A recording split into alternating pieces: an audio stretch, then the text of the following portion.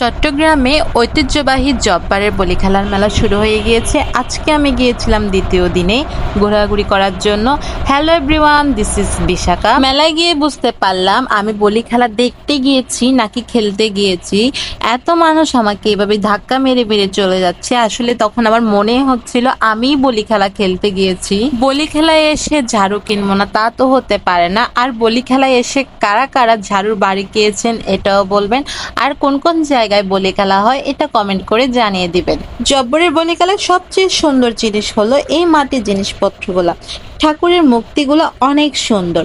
এই জায়গায় সব সময় ভিড় থাকবেই থাকবে, আর কিন্তু দামও একটু বেশি বেশি হলেও কিন্তু জিনিসগুলো অনেক সুন্দর। মেলাতে আমি গিয়েছিলাম দ্বিতীয় দিন, এত মানুষ ছিল ওই দিন, হাঁটা চলা করা অনেক অসুবিধা হয়ে পড়ছিল। আমি একটা জিনিস লক্ষ্য করলাম, এই মেলাতে বেশি মানুষ কিনেছিল পাখা, পাটি, ঝাড়ু এবং মাটির জিনিসপত্র। সবার হাতে হাতে যেন এগুলাই ছিল শুধু। আমাদের চট্টগ্রামের ভাষায় এই জিনিসটাকে বলা হয় হামানদিস্তা, কিন্তু সাধু ভাষায় কি বলে আমি এখনো জানি না, আমাকে কমেন্ট করে জানিয়ে দিবেন। আমি গরমে থাকতে না পেরে কিছুক্ষণ পাখা করে বাতাস খেয়ে নিচ্ছিলাম। আমাকে আঙ্কেলটাও কিছুক্ষণ পাখা করে বাতাস করলো, কেন জানি না এত বড় হওয়ার পরেও চোখগুলো আমার তাকে কালারিং কালারিং বেলুনগুলোর উপর কিনতে খুব মন চাচ্ছিল, কিন্তু আমার ব্যাগে একটাও টাকা ছিল না, ব্যাগটা ছিল একদম ফাঁকা। তারপরে আমি ফুলের দোকানে গেলাম, ফুলের দোকানে গিয়ে দেখি সবাই ফুল কিনছে, এত সুন্দর সুন্দর ফুল।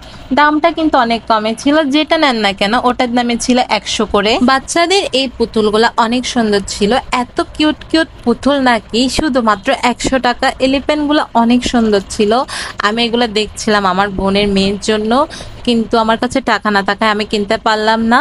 উফ, আমি টায়ার্ড, একটু শরবত কিনি তারপর আবার কথা বলছি। Wait wait wait.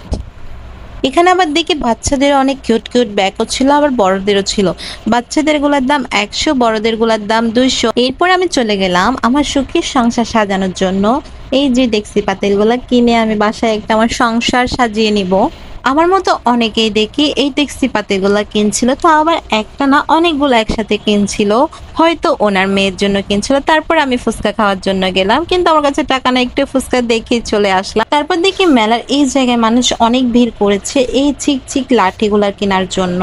আমি এগুলা ছোটবেলায় দেখি নাই, সবাই বলছিল এগুলো নাকি ছোটবেলায় সবাই চিনে, সবাই খেলছিল। আমি এগুলো দিয়ে কেমনে খেলে এটাও জানি না। আবার এই দোকানে দেখি বাচ্চাদের ছোট ছোট ল্যাম্প, অনেক ম্যাজিক ম্যাজিক লাইট ছিল, সুন্দর ছিল লাইটগুলা। দামও কিন্তু একদম কম, একটা নাকি 20 টাকা করে।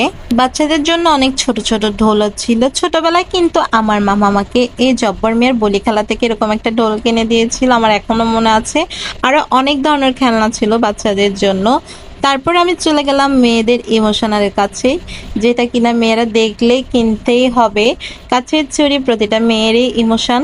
কথায় আছে না, সস্তার 3 অবস্থা, আমার সাথে মেলায় সেটাই ঘটলো। সস্তা পেয়ে আমি ক্লে নিয়ে নিলাম, কিন্তু এটা আমার কোনো কাজে আসলো না। চিন্তা করেছিলাম মেলায় কোনো কিছু নেব না, কিন্তু ক্লে দেখে আর লোভ সামলাতে না পেরে ক্লে নিয়ে নিলাম। যারা মেলাতে এসে পাখা ঝাড়ু নেবে না, আমি মনে করি এরা বাঙালি না। প্রতিটা বাঙালি মেলাতে ঘুরতে গেলেই, বিশেষ করে জব্বারের বলি খেলার মেলাতে গেলে পাখা ঝাড়ু নিবেই নিবে। এরপর আমি চলে আসলাম খাওয়া দাওয়া করার জন্য। খাওয়া দাওয়া শেষ করে আমি এখন আবার বাড়িতে ফিরে যাব, কিন্তু কেন জানি না আমার মেলার রোডটা দিয়ে আর হেঁটে যেতে ইচ্ছে করতেছিল না। আমার মন চাইছিল আমি পাখা দিয়ে উড়ে যাই, এতটা মানুষের ভিড় ছিল। আমার মনে চাইছিল শুধু আমি উড়েই বাড়িতে চলে যাই। দেখা হবে নেক্সট ভিডিওতে। Tata, bye bye. সবাই সাবস্ক্রাইব করবেন কিন্তু।